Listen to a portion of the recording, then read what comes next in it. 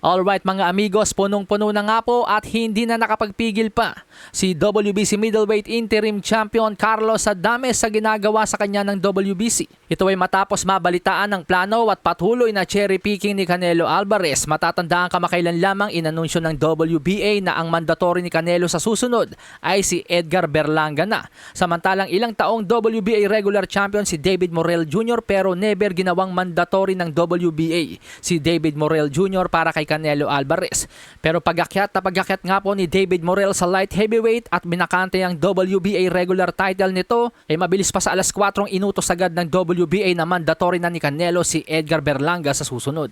So ganun pong magkakasabwat itong mga sanctioning bodies upang bigyan si Canelo ng magagaan na laban. Ngayon, punta naman tayo sa kalokohan ng WBC. Hindi naman po ito tungkol kay Canelo pero related pa rin dahil tila pinababayaan ng WBC na makapamili ng kalaban itong si Canelo. Ayon kay Carlos Adames ng Dominican Republic, may kartadang 23 wins, 1 loss with 18 knockouts. Papayagan umano ng WBC ang sagupaang Canelo versus Jermall Charlo sa Setyembre. Ayon mismo yan sa pahayag ni Jermall Charlo, which is maling-mali na po mga amigos kung papayagan pa yan ng WBC. Dahil 3 taon na pong hindi dumedepensa ng kanyang world title itong si Jermall Charlo.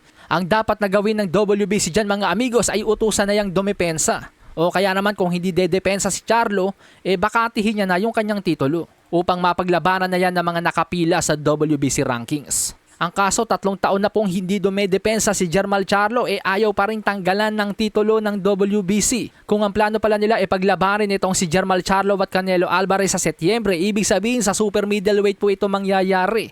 So mababakante na naman ng matagal itong WBC middleweight title. Hahaba na naman ang panahon ng paghihintay ni Carlos Adames, kawawa naman po yung mama.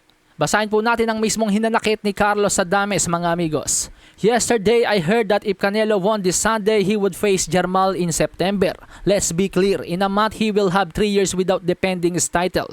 He spent 2 years avoiding me alleging situations. Mine were worse and I never cried about it. Pero may magandang mungkahi naman po si Douglas Fisher ng The Ring Magazine para kay Carlos Adames. Aniya, kung masesecure lamang daw ni Carlos Adames ang paikipagtuos kay Unified World Middleweight Champion Janibek Alim Kanuli, gagawin nilang title on the line ang The Ring Magazine belt. At sang-ayon naman po dyan si Unified World Middleweight Champion Janibek Alim Kanuli. Aniya, I'm waiting for the contract. Carlos Adames, where is the contract? Now I'm your nightmare. Forget about Charlo, come fight me.